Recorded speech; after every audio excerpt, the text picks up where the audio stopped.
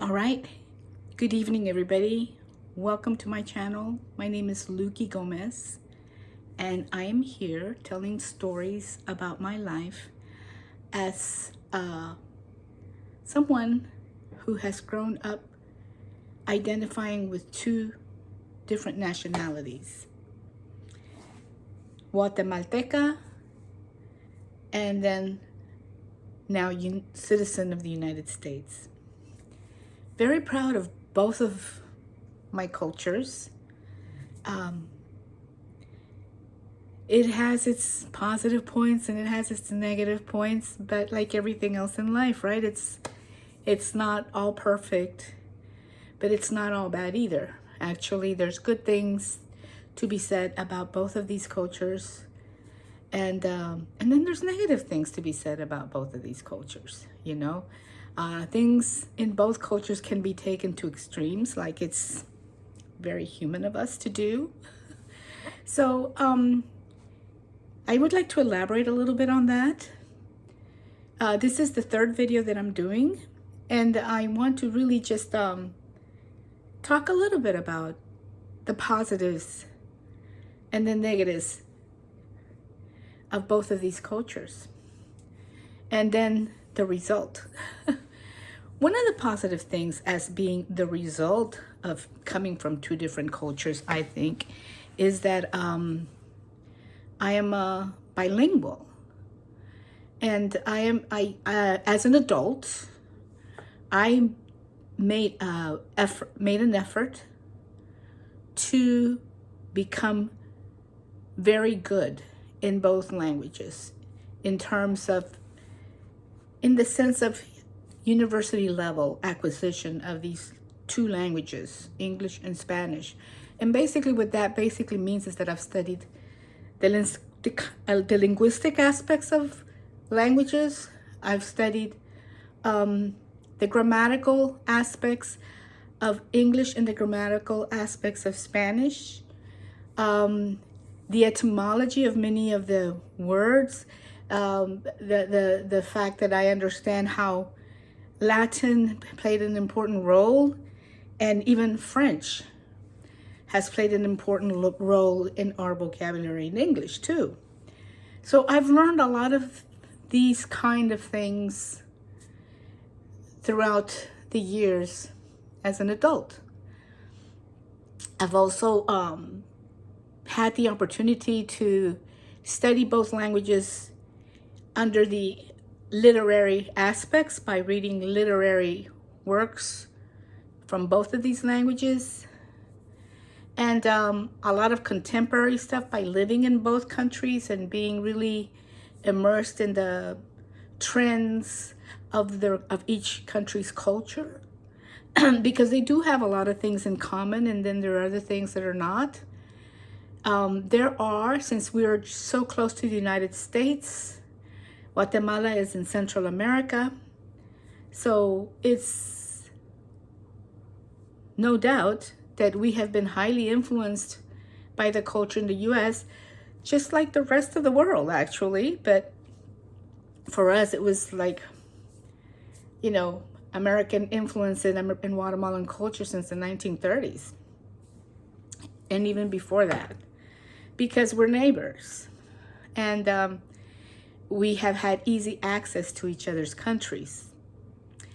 And so that's, just understanding the historical and cultural trends throughout the years of both countries has really been delightful.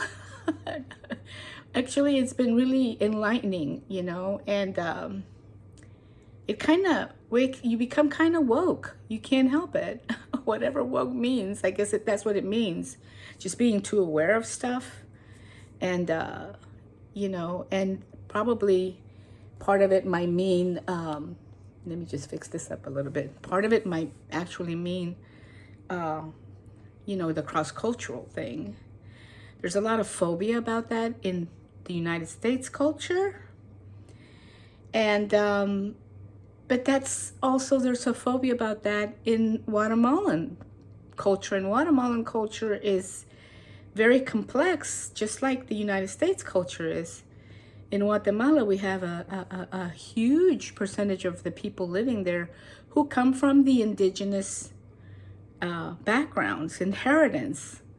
Many of them are speaking, they're still speaking the languages that their great-great-grandparents spoke, you know?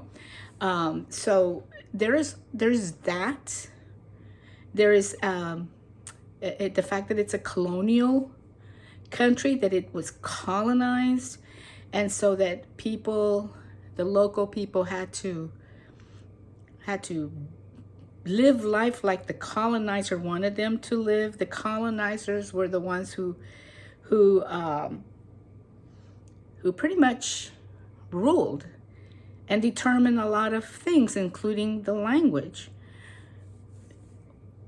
Not that different than what happened in the United States, right? I mean, there were Native Americans here, and then they were colonized by the British and the Spaniards down south, in the south part of the south and west regions of the United States.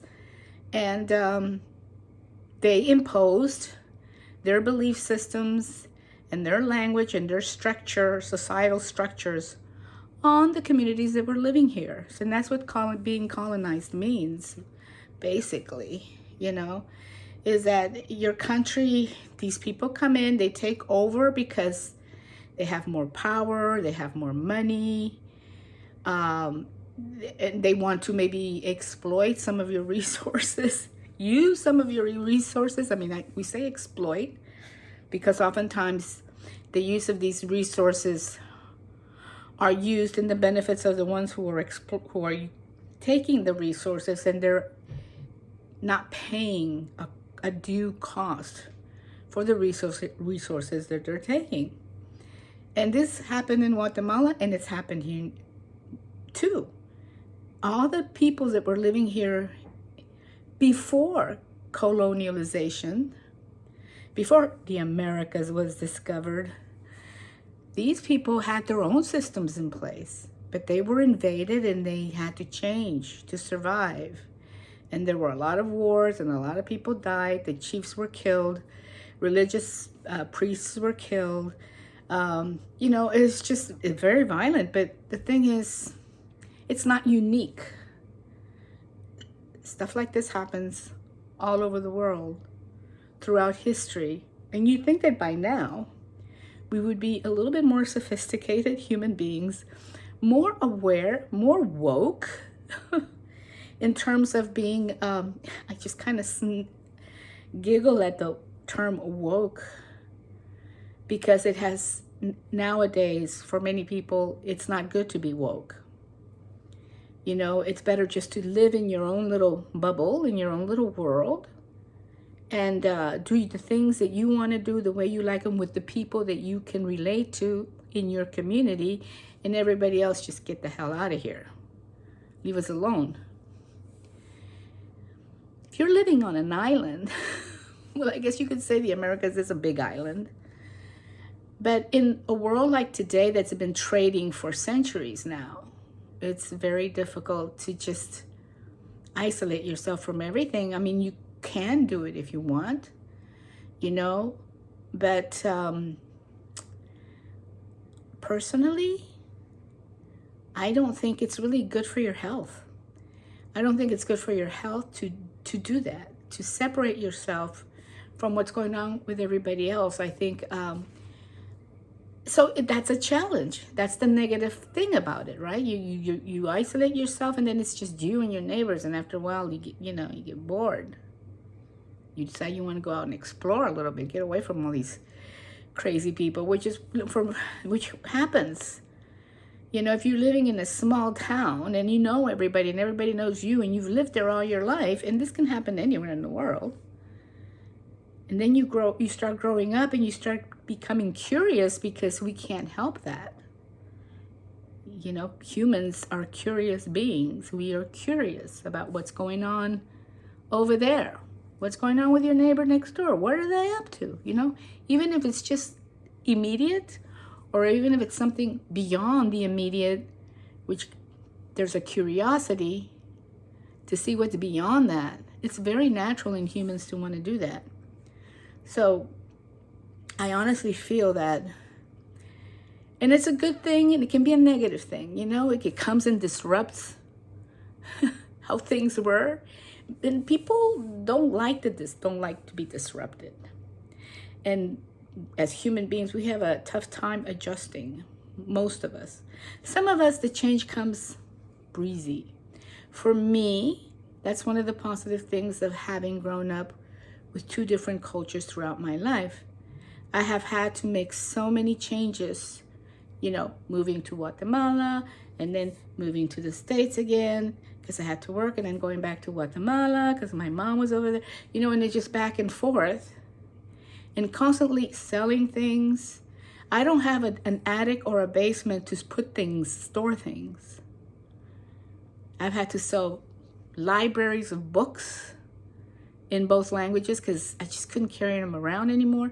There is that instability about life, especially for somebody like me who had to always had that connection with Guatemala because my mom was over there. And then the United States because my son was born here, you know, and his family was here, his grandparents and his aunts and his father. You know, it was his dad's culture, and I thought that was really important too. Aside from the fact, let's face it, having the opportunity to be in the United States is a big opportunity. When my son was he was doing his middle school years in Guatemala because I wanted him to be really fluent in Spanish and to in his middle school years to really get a grasp of Guatemalan culture. But when it was getting closer to him starting high school, I wanted him to do high school here in the United States because I wanted him to have that culture of high school here in the States, which is amazing. You know, there's a lot of stuff to do. It's fun. And then also eventually, of course, I wanted him to go to the university. As a single mom, really broke all the time, the only way I could see ourselves jumping out of poverty was if he got his university education. And by the way, along the road, I ended up doing the same thing, but I was much older when I did it. But my son, I wasn't raising my son anymore. He had left. And that's when I decided I'm going to, even though I was a high school dropout, I went back to school. I did courses at the community college, studied my basic math skills so that I would at least, you know, be placed in the beginning math class, pre-algebra class, I guess. Understanding decimals and all that stuff, percentages. And so for me, having always moving in that instability of moving back and forth and not ever really making a lot of money because I just had a high school GED. And it's a good thing that in high school I studied office practices. They put me in the office practices program at high school, and there I was learning to type, take shorthand, filing, that secretarial practices, basically.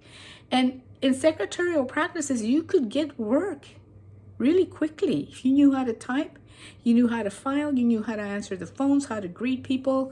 If you had these skills, how to be organized, how to keep an agenda, how to make appointments, simple stuff like that. Yeah, I always found work, but it never paid very much. You know, I wasn't making a lot of money. And so I have never been able to buy a home. I'm 71 and I cannot afford to buy a home. I'm lucky that I'm doing okay. Well, I worked all the time. I just didn't make a lot of money. So I was never able to buy a home. When I graduated from university and I started working, it almost happened, but I was already like in my mid-50s. So it was, and then I had to go to Guatemala because my mom got really sick. And so I went and stayed there. And then I ended up staying with her quite a long time, back and forth, you know, to help take care of her. So the point is, it wasn't easy. I didn't have stability.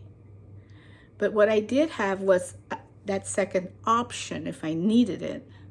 And that second option of, let's say, going to Guatemala because it's cheaper, because my mother was there, because I could get help from her. She had her house there.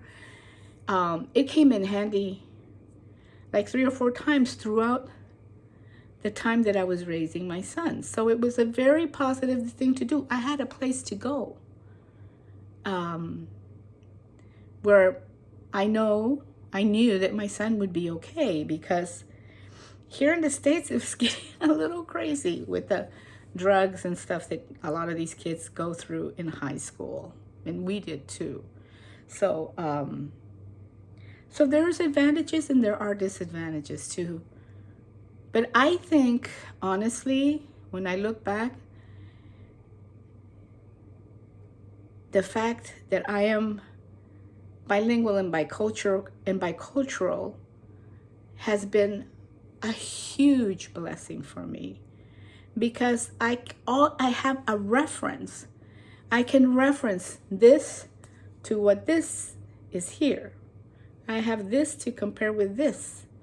Oh, so this is what we're doing in the States. This is what's happening in Guatemala. I can compare it. I'm really familiar with both of them. And that's how I became that familiar with the educational systems of both countries. The public school systems, or the, should I say, the education from K through 12, basically. And then also my whole experience in teaching English as a second language, teaching Spanish as a second language. So that also really, you know, made me very fluent in both languages.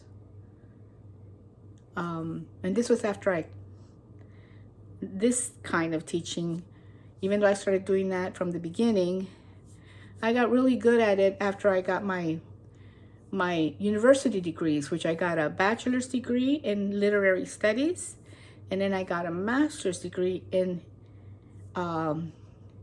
Hispanic American Spanish, o sea, Hispanic American literary studies, which basically we were studying texts, books, authors from Spain and Latin America, going way back to the pre-colonial times of the Aztecs, reading some of their poetry, the Mayas, and then reading colonial conquest literature, like the diaries of Christopher Columbus and Hernan Cortez when he got to Mexico, reading those journals and those diaries of the priests who were writing at that time, into the independence, the beginning of the 19th century. Well, before that, what colonial life was like, the whole literature in search of nation building, and then going into the 19th century and independence, and then trying to structure the political economic systems in the Americas, and then what was going on in Spain, which was very different after they lost the power of the seas, when they had the battle with the British Navy and they lost, their armada was completely destroyed. They were no longer the wealthiest nation in the world. But in the period that they were discovering and conquering the Americas, they were very, very powerful nation. But you know, nothing lasts forever. They fought with Britain, and Britain became the most powerful nation of the world, and they were colonizing everywhere too, right? It's just like a trend. We can't help ourselves. We do this all the time if you look at history. But anyway, I'm really reaching, but I'm really going in a different direction, you know, even though it's all connected, it's all relatable. But the thing is, this is you know, we're a product of all that stuff. So we're all really quite international. We just don't know it. You know, if you look at like, if you do ever like a DNA thing of your heritage, you will notice and you will see that you're not just, you know, somehow just by miracle, you're American. No, you've inherited your forefathers' blood, you know, and they came from somewhere else, you know. And even the Native Americans came from somewhere else. But the thing is that they've just been here a long time, for thousands of years, you know. And when they came, these lands were pretty much, you know, and then eventually they were empty. There weren't a lot of people living around here in those days. But eventually those, you know, those people grew. The population grew, they formed different tribes, and pretty soon they were all warring against each other. And the only reason why it was so easy for the Spaniards, when they made it to Mexico, the only reason why it was so easy for them to conquer the Aztecs was because all the other indigenous tribes, many of them hated the Aztecs because the Aztecs were so aggressive and they were a war culture. And so everybody else hated them. So when the Spaniards came, they helped them. Yeah, they're over there. Now here, I'll take you. You can meet the, you know, the Aztec king. Forgot his name. But anyway. So, but in terms of like in the present, bringing it back to, you know, 20th century, 21st century. I was born in 1953. Since I was a little kid, I was already learning both languages at the same time, as I've explained in previous videos. And then school, you know, from both countries, and then at home hearing Spanish, and then eventually going as an adult, as an older adult, because I didn't go to college right after high school. It's just it never even occurred to me. Even though I was a bookworm, my parents never mentioned about going to college. We did not have the college culture in my family. Now, in my mom's brother's family, the boys, they all went to college. The women did not. The girls did not. My girl cousins, and there were a lot of them. But all their sons, they had 3 sons, and all 3 of them went to college. So, of course, by the time my generation came along, a lot of my cousins went to college. A lot of them did not, you know. And in my immediate family, nobody had gone to college, you know.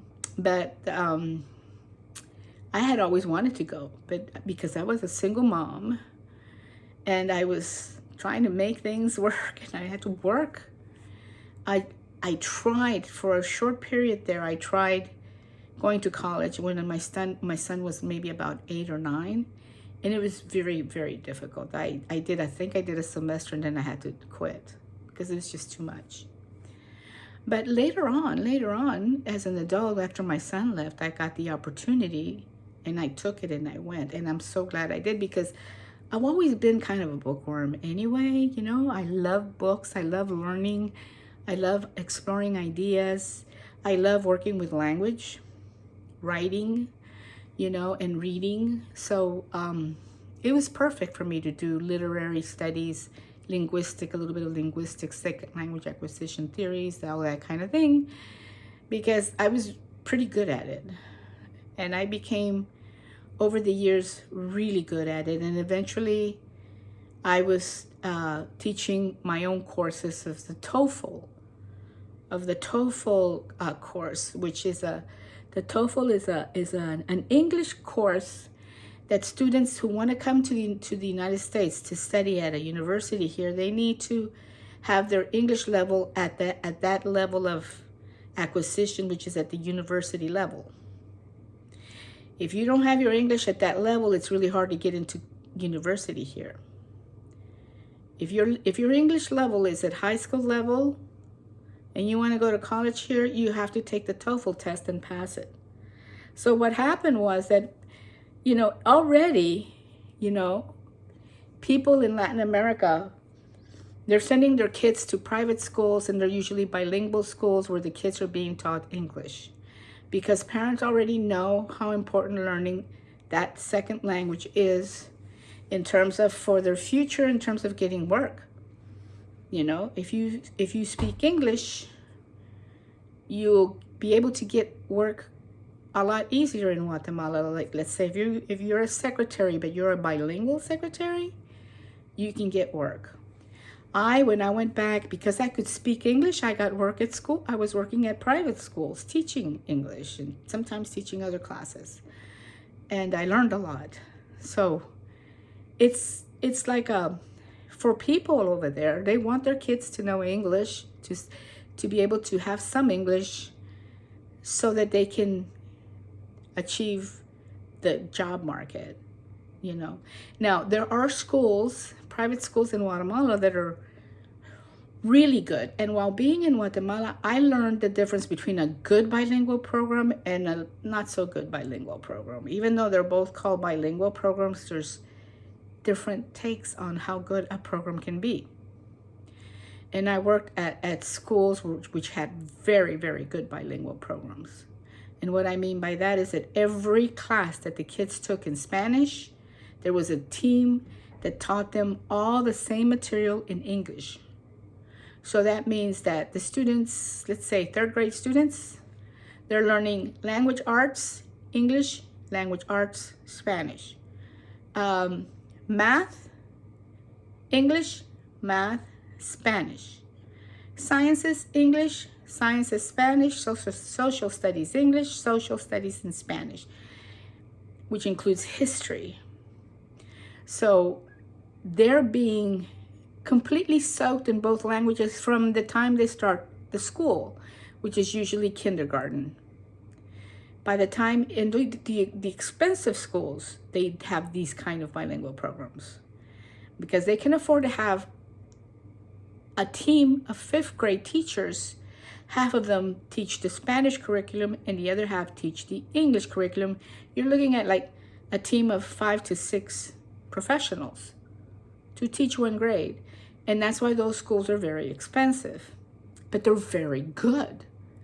By the time your kid goes through that school, that program from K to 12, and they graduate at the 12th grade level, high school, these kids speak English like if they were from the States. Completely bilingual. And never, maybe just taken a few trips to the States on vacation. It's the programs. Then you have other programs that are not as expensive, where let's say, okay, we're a bilingual school, but in reality, what they have is they have maybe one teacher teaching English as a second language, but they're only doing like maybe 3 hours a week, for 40 minutes or 30 minutes, because the schools really can't afford to have like an expensive team like, for example, the American school had, or the Valle Verde, some of the, more expensive schools. Okay, so like in the expensive schools, you were learning 3 hours of Spanish education and 3 hours of English education right next to each other. In the not so expensive, you're getting everything in Spanish and then like maybe 2 hours, 2.5 hours of English a week. So you can totally see the difference. These kids, by the time they get to high school, they don't really speak hardly any English at all. And oftentimes they have Guatemalans who have picked up English a little bit. So like they know a little bit of English, but since you don't know English, you think they know English.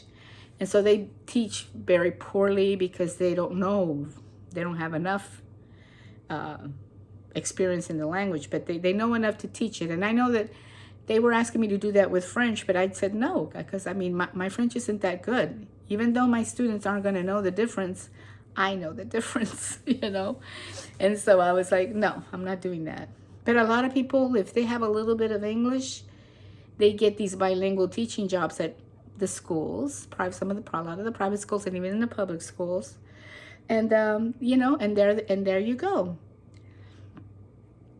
Big difference. So anyway, I would have never learned any of this stuff if I hadn't been in Guatemala and worked in the schools and had that opportunity to work in different kinds of schools and see the different kinds of programs. And here in the States, it was a little bit different because I didn't have a university degree. In this country, you need to have a university degree to teach at a public school. And I didn't have that, you know. When I finally went back to school and got my degree in Spanish literature, I had a master's degree in Spanish literature, I still couldn't work in the public school system because I didn't have a teaching degree. And I would say, but I want to teach high school Spanish. Come on, I have a master's degree in Spanish literature. No, you have to have a teaching degree. And what do I need to do?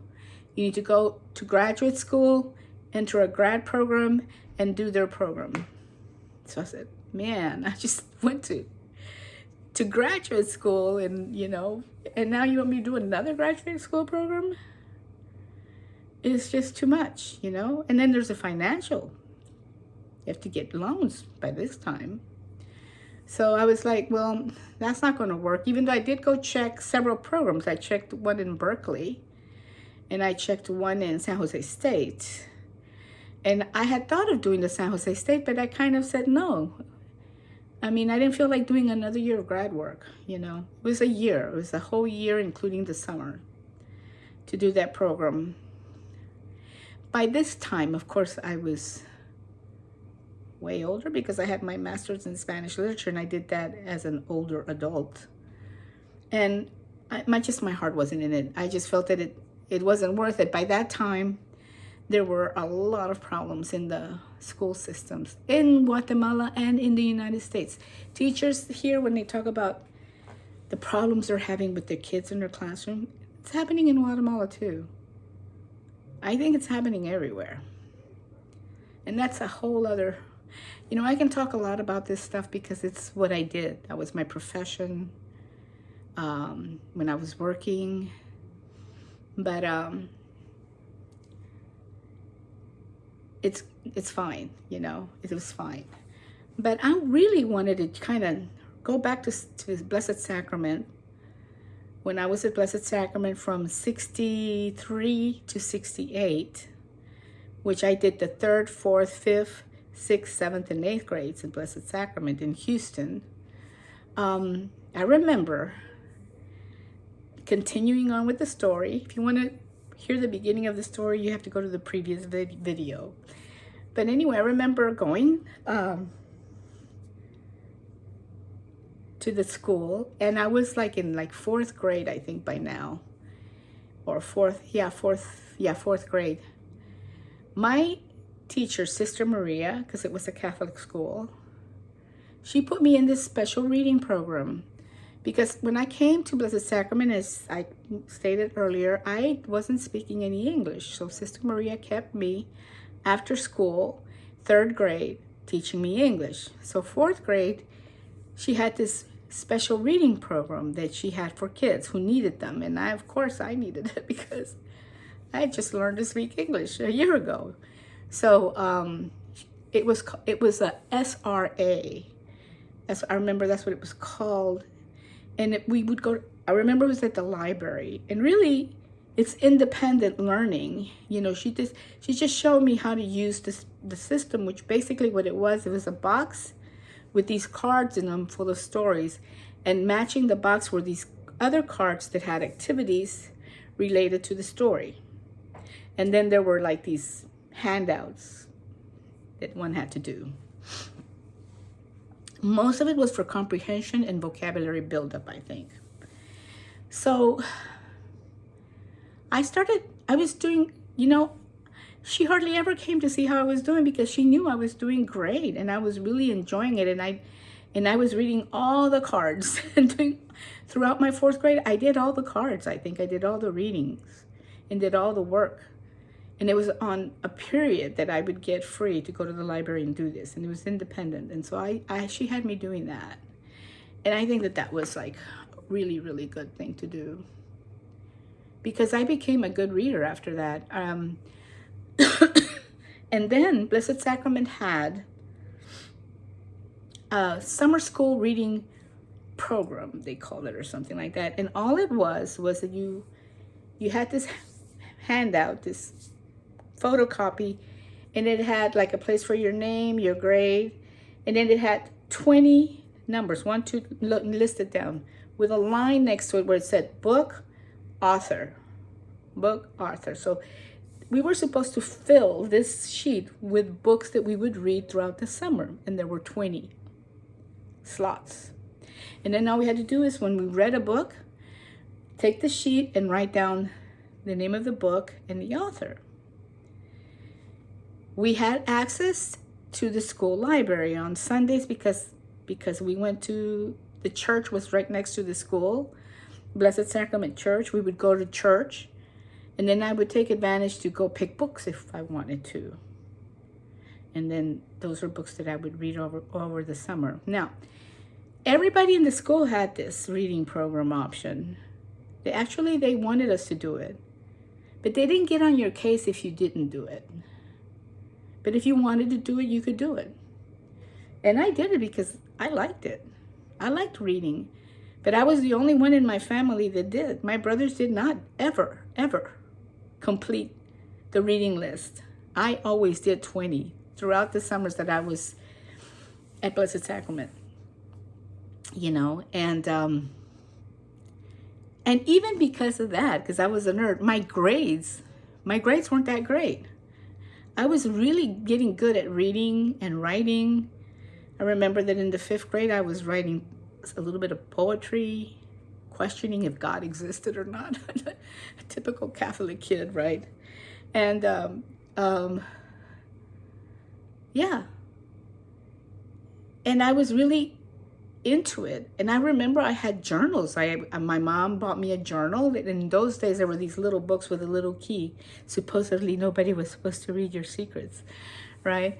And I had my journals, and I would write in my journal. So I was doing a lot of that reading kind of stuff, which is a very part of the American culture. We are so into books in this country. You know, for a lot of people. A lot of people don't. A lot of people, after they finish high school, they never pick up a book. Read anything. And it's really kind of sad because, I don't know, reading opens up whole new worlds. You have references. You know, I said, this is how life is here.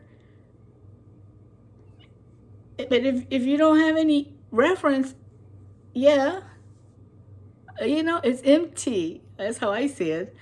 Well, if you have references, this is how life is here. Oh, but in this story, this and this and this, and they had this and they had that, or when I was in water, that you have references to relate to refer to compare to. But when it's just you in your town in Guatemala, Chichicastenango, and you never go anywhere else, you're not going to have any references. You just have what you have in front of you, you know? That's how I feel about it. This is how I see it. You know, it's like, so it kind of that's why I said it opens up new worlds, because literally you can read a story and it's talking about something that happened a long time ago and very far away, you know? But it's relatable because they're human stories, right? So I always enjoyed doing that. And I was a big reader. And the thing is that I had good company, because my father was an avid reader and so was my mother. They both enjoyed reading. My dad especially really liked reading a lot. So, but he wasn't reading fiction or anything like that. He would read the National Geographic magazine. That's what he was doing. My mom, on the other hand, she would read fiction. She would read books. But she started doing that later when she retired. When she was younger, she was always working, and then she had to come home and take care of the kids. Didn't really have that much time to read. I, on the other hand, used to read a lot.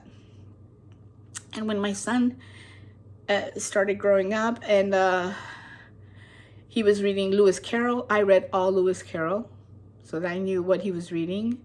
When he started reading Tolkien's Hobbit, I read almost all of them. I stopped at the Silmarillion. I started reading the Silmarillion, and I had to stop because it was just really way too complicated. And life was just too busy for that. But it was really interesting what this writer managed to do, create a whole new... And, we loved it, but we loved it in the movies, right? Because the visual stories are always great. But anyway, so in Blessed Sacrament, that's what happened to me. I was in these programs that really made a big difference for me. I was very, very lucky to be in this school, in this program at this particular time in my life when I really needed something. Because honestly, I didn't know anything. I didn't question anything. I didn't start really questioning seriously about stuff until like 5th, 6th grade. Before that, I was just doing what I was told to do. And we didn't throw tantrums. No way. Honey, you're staying in the boarding school. My mom very nicely told me, look, sweetie, you're gonna stay in this boarding school because I have to go work with your dad. But we're gonna come and get you soon. You'll be fine. She went over there. She made sure that my bed was nice, and she, helped me unpack, and and then she left and went to the States, and I stayed at the boarding school. I mean, I couldn't throw a tantrum. I was like too old for a tantrum, honestly. I wasn't 3 or 4 when you don't know what's going on, but I was older. I was like 7, 8. I was a little bit older, and I understood that my dad was by himself in Houston, in that place.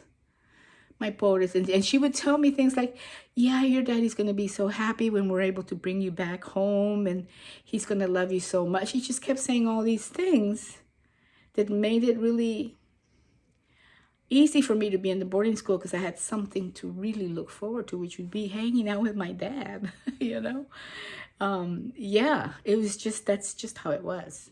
You did not throw tantrums. You kind of, just went with the flow. I'm sure that we tried to do a tantrum when we were kids and they were stopped immediately. You're not doing that. I had to do the same thing with my son.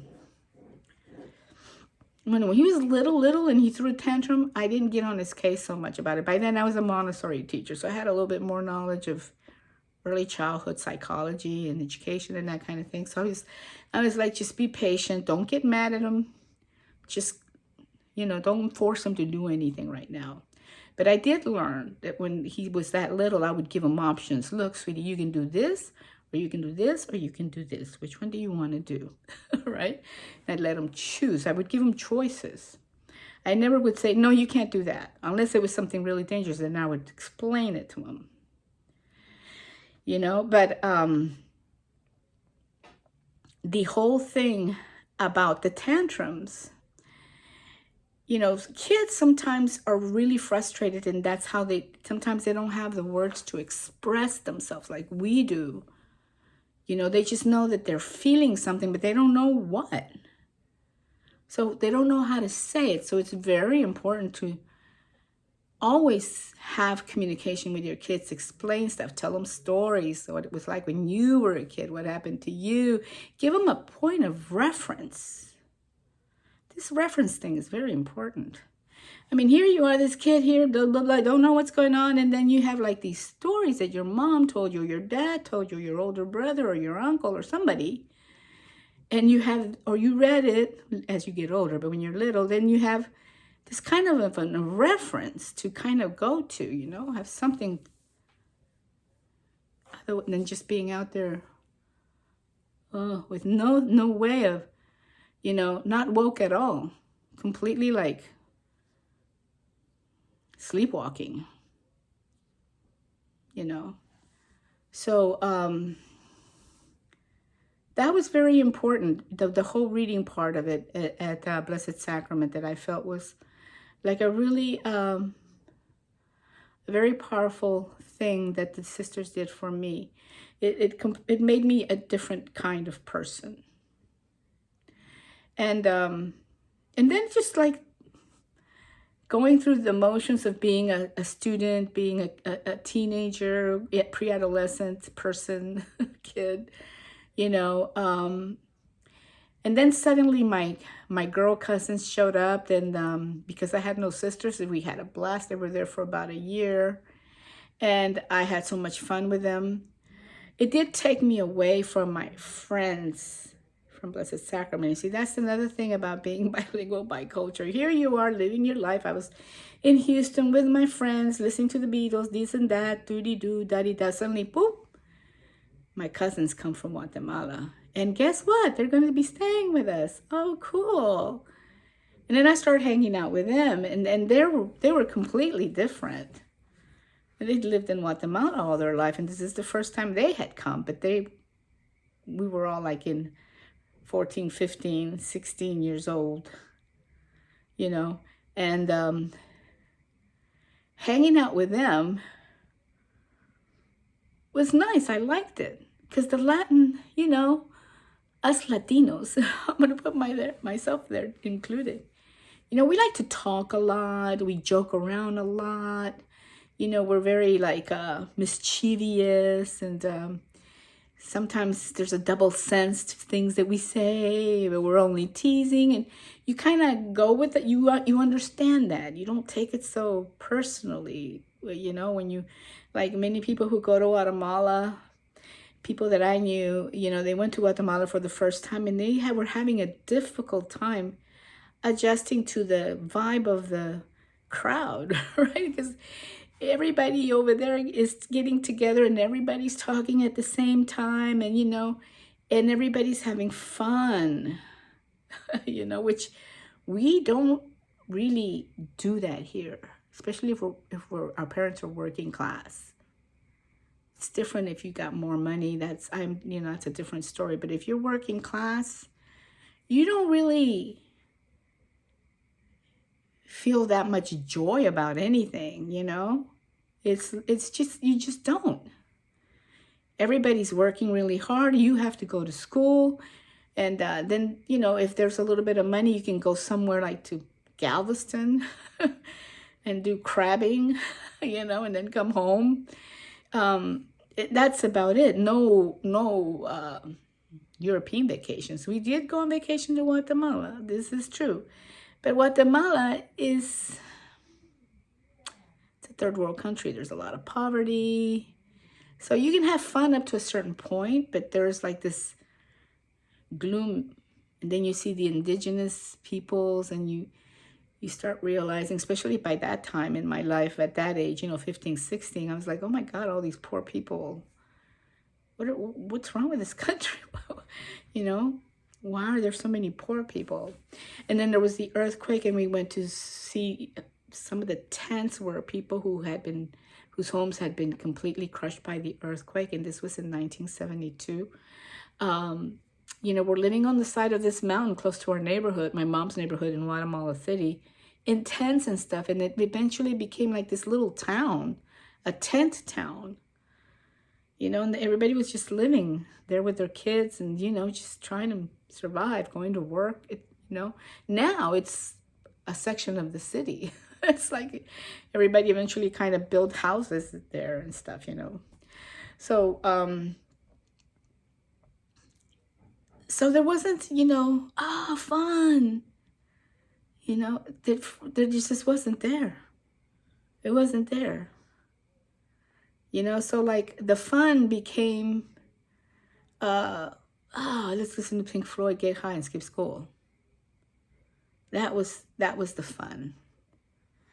And what did that mean? Getting high and go sit in the living room and listen to Pink Floyd all day.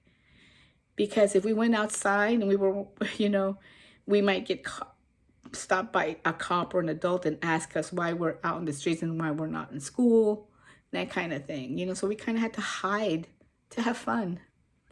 And then also at my school, at my high school, you know, during lunch break, you could go sit outside in the front lawn of the high school. And if you wanted to smoke a cigarette, which some kids were, they would cross the street and smoke on the other side. You know, that was the fun we were having, right? And there was just nothing to do. And the infrastructure of the city really, which I'm very big on infrastructure now, because even today, infrastructure in cities really, in this country, in the United States, Guatemala too, they do absolutely nothing. They don't have the kids in mind when they're designing their infrastructure. All they're thinking about is how are cars going to get from here to here? And that's the infrastructure. There's no, you know, they'll do one big park somewhere. And if you don't have a car, you have to get a bus or figure out how to get out there with your kids. But in your neighborhood, it's just a bunch of streets with cars. That's how it was. And it was the same way in Guatemala. So unless you're like wealthy, otherwise you're just kind of surrounded by all this crap, right? And I mean, really, that's what it was, crap. So, I mean, I understand why I wasn't really very excited about anything in those days, you know? It's like, why? What's the point?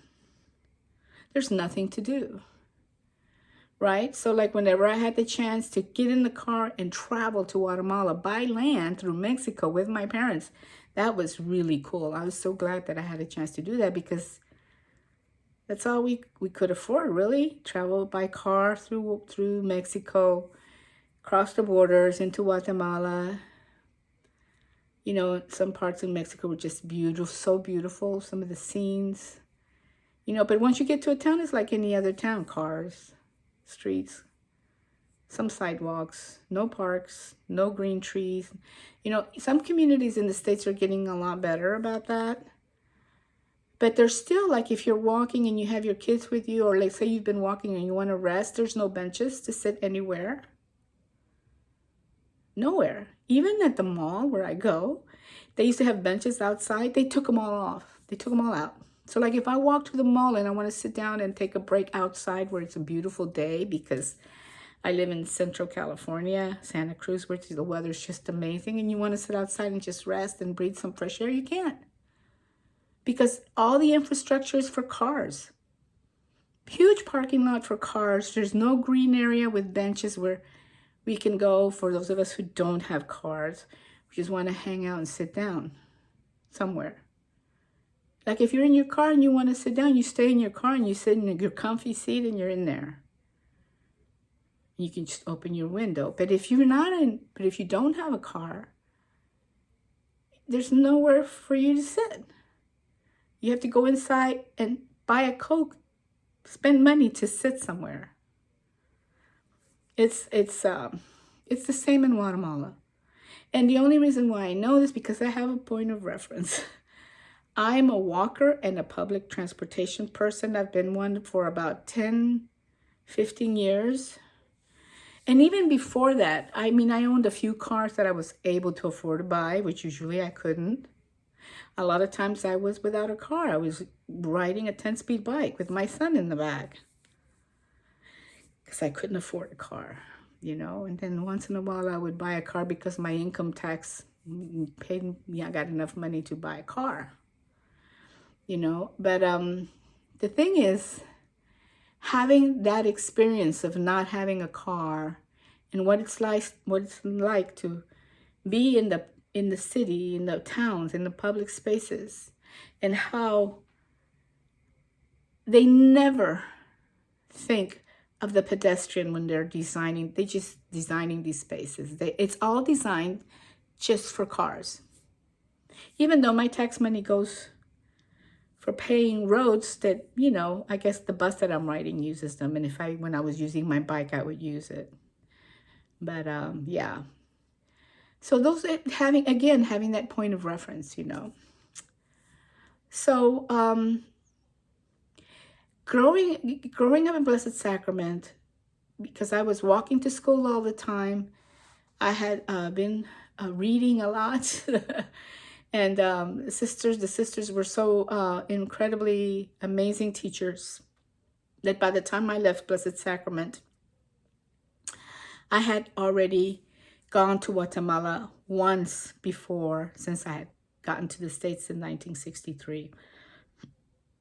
And in 68, with my parents, we were planning a summer trip after I graduated from Blessed Sacrament to Guatemala that summer. And that's what we did.